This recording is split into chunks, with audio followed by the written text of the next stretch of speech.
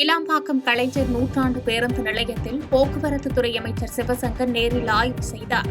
தீபாவளி பண்டிகையொட்டி தமிழ்நாடு அரசு போக்குவரத்து கழகங்கள் சார்பில் ஏற்பாடு செய்யப்பட்டுள்ள சிறப்பு பேருந்துகள் இயக்கத்தினை போக்குவரத்து துறை அமைச்சர் சிவசங்கர் செங்கல்பட்டு மாவட்டம் கிளாம்பாக்கம் கலைஞர் நூற்றாண்டு பேருந்து முனையத்தை பார்வையிட்டு ஆய்வு செய்தார். அப்போது பேருந்தினை இயக்கும் ஓட்டுநர் நடத்துனர்களிடம் பேருந்தினை மிகவும் கவனமுடன் இயக்கி பயணிகளின் பாதுகாப்பினை உறுதி செய்திட வேண்டும் என்று கேட்டுக் கொண்டார். அதனைத் தொடர்ந்து பேருந்தில் பயணம் மேற்கொள்ளும் பயணியிடம் சிறப்பு பேருந்துகள் இயக்கம் குறித்தும் கேட்டறிந்தார். தென்காசியில் பெய்து வரும் தொடர் மழையால் குற்றால அருவிகளில் ஏற்பட்ட கடுமையான காட்டாற்று வெள்ளப்பெருக்கு செந்நிறமாக காட்சியளித்தது. தென்காசி மாவட்டத்தில் கடந்த சில தினங்களாக மழையின் தாக்கம் அதிகமாக இருந்து வரும் நிலையில் மாவட்டத்தில் மேற்கு தொடர்ச்சி மலைப்பகுதியை ஒட்டியுள்ள குற்றால அருவிகளில் நீர்வரத்து அதிகரித்து வெள்ளப்பெருக்கு ஏற்பட்டது. இந்நிலையில் நேற்று மாலை சில மணி நேரம் தொடர்ந்து பெய்த கனமழையினால் குற்றால மெயின் அருவி, ஐந்தருவி, பழைய குற்றால அருவி உள்ளிட்ட அருவிகளில் கடுமையான காட்டாற்று வெள்ளப்பெருக்கு ஏற்பட்டுள்ளது. இதனால் தற்போது அருவிகளில் நீர்வரத்தானது ஆக்ரோஷமாக கொட்டி வரும் நிலையில் மலைப்பகுதியிலிருந்து மண், கற்கள் மற்றும் மரத்துண்டுகள் வெள்ளப்பெருக்கில் அடுத்து வரும் நிலையில் அருவி நீர் செம்மண் கலந்து செந்நிறமாக காட்சியளித்தது. படப்பை மேம்பாலம் அருகே சாலை தடுப்பு சுவரில் கனரக லாரி மோதி கவிழ்ந்து விபத்துக்குள்ளானதில் ஓட்டுநர் படுகாயமடைந்தார். சேலம் மாவட்டம் ராசிபுரம் பகுதியைச் சேர்ந்தவர் சின்னதுரை. லாரி ஓட்டுநரான இவர் சென்னையிலிருந்து கட்டுமான பொருட்களை ஏற்றிக்கொண்டு சேலம் நோக்கி புறப்பட்டுச் சென்றார். அப்போது காஞ்சிபுரம் மாவட்டம் மணிமங்கலம் அருகே படப்பை வண்டலூர் பாலசாபாத் நெடுஞ்சாலை பகுதிக்கு வந்தபோது ஓட்டுநரின் கட்டுப்பாட்டை இழந்த லாரி தறிக்கெட்டு ஓடி மேம்பாலம் அருகிலுள்ள சாலை தடுப்பு சுவரில் மோதி விபத்துக்குள்ளானது. இந்த விபத்தில் லாரி ஓட்டுநருக்கு படுகாயமடைந்த நிலையில் அங்கிருந்த பொதுமக்கள் 108 ஆம்புலன்ஸ் மூலம் சிகிச்சைக்காக அவரை மீட்டு மருத்துவமனைக்கு அனுப்பி வைத்தனர்.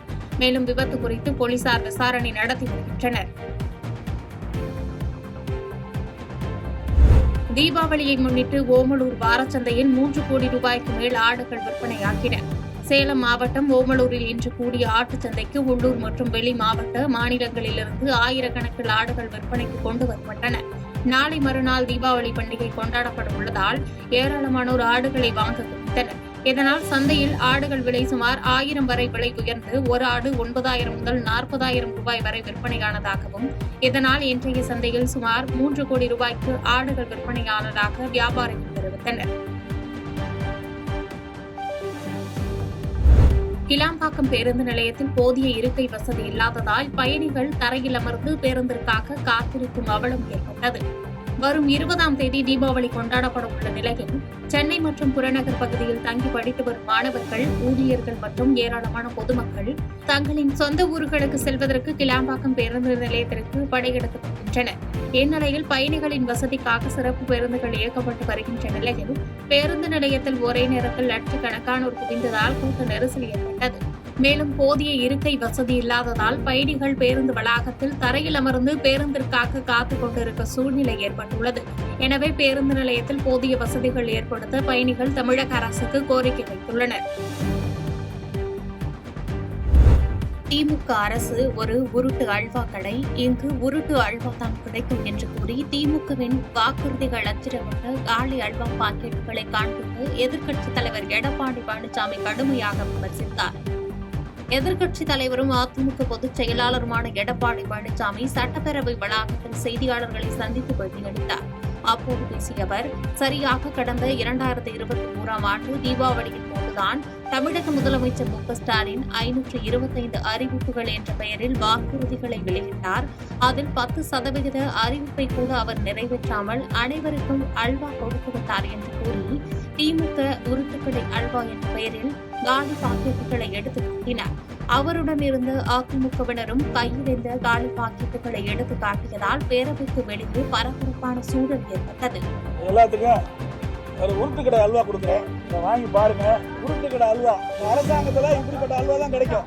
தீபாவளி வருதுல்ல, இந்த தீபாவளி வருகின்ற பொழுது 2021ஆம் ஆண்டு இன்றைய முதலமைச்சர் எதிர்க்கட்சி தலைவராக இருக்கின்ற பொழுது திமுக தலைவர் சுமார் 525 அறிவிப்புகள் வெளியிட்டார். அப்படி அறிவிப்பு வெளியிட்ட பிறகு சுமார் 10% அறிவிப்பு கூட நிறைவேற்றவில்லை. எல்லாத்துக்கும் அல்வா கொடுத்துட்டாரு.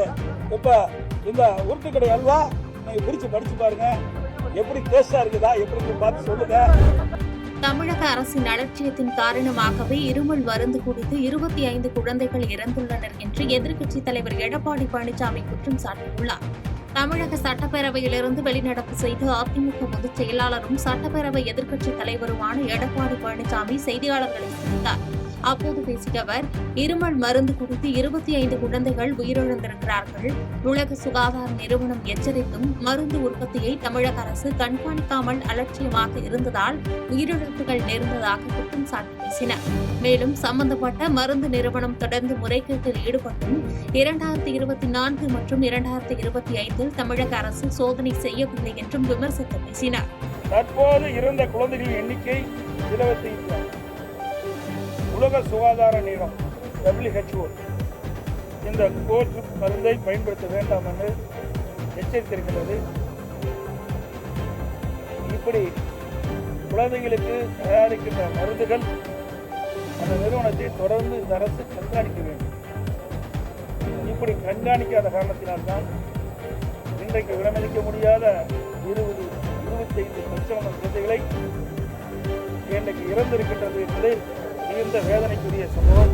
அதிமுகவின் 54வது ஆண்டு தொடக்க விழாவை முன்னிட்டு மதுரை KK நகரில் உள்ள மறைந்த முன்னாள் முதலமைச்சர்கள் எம்ஜிஆர் மற்றும் ஜெயலலிதா அவர்களின் சிலைக்கு அதிமுக முன்னாள் அமைச்சர் செல்லூர் ராஜு மாலை அணிவித்து மரியாதை செய்தார். பின்னர் செய்தியாளர்களை சந்தித்த அவர், திமுக ஆட்சியில் 4 வருடங்களில் எந்த ஒரு திட்டங்களும் செயல்படுத்தப்படவில்லை என்று குற்றம் சாட்டிய அவர், மதுரையில் உள்ள 2 அமைச்சர்கள் எந்த ஒரு திட்டங்களையும் கொண்டு வரவில்லை என்று விமர்சித்து பேசினார். மேலும் அதிமுக கூட்டணிக்கு இன்னும் சில கட்சிகள் வரக்கூடிய சூழல் உள்ளது என்றும் தேர்தல் காலகட்டத்தில்தான் அதிமுக கூட்டணி இறுதி செய்யப்படும் என கூறினார். மதுரையே மாநகராட்சியே இன்னைக்கு கதிகலங்கி போய்விட்டது. மதுரை மக்கள் இன்றைக்கு திமுகவை புறந்தள்ளி விட்டார்கள். 2 அமைச்சர்கள் இன்னைக்கு ஒண்ணுமே செய்யல. மதுரைக்குன்னு அவங்க எதுவுமே செய்யல. நேற்று அமைச்சர் சொல்றாரு, மாண்புமிகு பொதுப்பணி மற்றும் நெடுஞ்சாலைத்துறை அமைச்சர் அவர்கள் 10 ஆண்டுகளுடைய மக்களுடைய துன்பத்தை போக்குறதுக்கு நாங்க எடுத்திருக்க நடவடிக்கை. 10 ஆண்டுகள் நாங்க சும்மா இல்லை. மதுரைக்கு இன்னைக்கு மதுரையினுடைய அளவுக்கு, மதுரையை பெருமைப்படுகின்ற அளவுக்கு இன்னைக்கு இருக்கிறதுனா திட்டங்களை கொண்டு வந்து செயல்படுத்தியது இங்க இருக்கிற அண்ணா திராவிட முன்னேற்ற கழகத்தில் சட்டமன்ற உறுப்பினர்கள், அமைச்சர்கள். அதே மாதிரி எங்க பொதுச் செயலாளர், நிதி கொடுத்த உதவியவர் பொதுச் செயலாளர். 8000 கோடிக்கு பணிகள் நடந்திருக்கிறது. இவங்கள மாதிரி சும்மா வாய்வு பந்தல் போடுறதில்லை நாங்க. கரூரில் சிபிஐ விசாரணை தொடங்க உள்ள நிலையில் SIT தற்காலிக அலுவலக வளாகத்தில் தேவையற்ற ஆவண நகல்கள் தீயிட்டு எரிக்கப்பட்டுள்ளது. கரூர் கூட்ட நெரிசல் வழக்கு தொடர்பாக விசாரணை நடத்த கரூர் வந்துள்ள சிபிஐ அதிகாரிகளை சிறப்பு புலனாய்வு குழுவை சேர்ந்த ADSP ஒருவர் சந்தித்து கரூர் பிரச்சார கூட்ட நெரிசல் வழக்கில் இதுவரை நடந்த விசாரணை குறித்து விளக்கம் அளித்தார். சிபிஐ அதிகாரிகள் தங்கியுள்ள சுற்றுலா மாளிகையில் நடந்த சுமார் 1 மணி நேர சந்திப்பிற்கு பிறகு SIT குழுவை சேர்ந்த ADSP அங்கிருந்து சென்றார். பின்னர் சிறப்பு புலனாய்வு குழுவினர் கூட்ட நெரிசல் வழக்கு தொடர்பாக இதுவரை நடந்த விசாரணை விவரங்களையும் ஆவணங்களையும் சமர்ப்பித்திருந்த நிலையில் சிபிஐ அதிகாரிகள் குழுவினர் விசாரணை தொடங்குவது குறித்து ஆலோசனை நடத்தினர். இந்நிலையில் கரூர் SIT தற்காலிக அலுவலக வளாகத்தில் வழக்கு தொடர்பான மீதமிருந்த தேவையற்ற ஆவண நகல்கள், காகித துண்டுகள் உள்ளிட்டவை தீயிட்டு கொளுத்தப்பட்டுள்ளது. மேலும் எரிந்த காகித துண்டுகளுடன் பென்டிரைவ் ஒன்று இருந்ததை அடுத்து விசாரணை நடத்தி வருகின்றனர். மூலப்பொருட்கள் விலை ஏற்றம், ரயான் துணி விலை சரிவால் இன்று முதல் நவம்பர் 3ஆம் தேதி வரை திருப்பூர் தொழிலாளர்கள் உற்பத்தி நிறுத்த போராட்டத்தில் ஈடுபட்டனர். திருப்பூர் மாவட்டம் பல்லடம், அவிநாசி, மங்களம் உள்ளிட்ட பகுதிகளில் 50,000 நாடாயில்லா தறிகள் இயங்கி வருகின்றன. இந்த தறியில் செயற்கை பஞ்சு மூலம் ரயான் துணிகள் உற்பத்தி செய்யப்படுகின்றன. இந்நிலையில் கடந்த 1 மாத காலமாக விலை வீழ்ச்சி ஏற்பட்டு உற்பத்தியாளர்கள் மிகவும் கடுமையாக பாதிக்கப்பட்டுள்ளனர். மீட்டருக்கு 5 ரூபாய்க்கு மேல் விலை வீழ்ச்சி ஏற்பட்டுள்ளதாகவும், மூலப்பொருட்களும் விலை உயர்ந்துள்ளதாகவும், தீபாவளி பண்டிகைக்கு தேவையான நுகர்வு ஏற்கனவே முடிந்ததால் இனி விலை உயர வாய்ப்பு இல்லை என்பதால் இன்று முதல் நவம்பர் 3ஆம் தேதி வரை உற்பத்தி நிறுத்த போராட்டத்தில் ஈடுபட்டுள்ளனர். மத்திய அரசு ஜவுளித்துறைக்கென தனி இலாக்கா அமைக்காததும், 10 வருடங்களுக்கும் மேலாக பல்லடம் அல்லது சோமனூரில் ஜவுளி சந்தை அமைக்க வேண்டும் என கோரிக்கை விடுத்தும் எந்தவிதமான நடவடிக்கையும் எடுக்கவில்லை என்று உற்பத்தியாளர்கள் குற்றம் சாட்டியுள்ளனர். மேலும் இந்த உற்பத்தி நிறுத்த போராட்டத்தால் 2 லட்சம் தொழிலாளர்களின் வாழ்வாதாரம் பாதிக்கப்பட்டுள்ளது. ரயான் பஞ்சுடைய மூலப்பொருட்கள் விலையேற்றம் அதுதான் காரணம். இன்னைக்கு துணி 20 ரூபாய்க்கு போகுதுன்னா நூல் 150 150 ரூபாய்க்கு இருக்கும். ஒரு 50 நிமிஷம் துணி ஏறினா நூலுக்கு 20 ரூபாய் ஏற்றிடுறாங்க, மூலப்பொருள் விலை ஏற்றிடுறாங்க. அதனால துணியை வந்து மார்க்கெட்ல விற்கவே முடியல.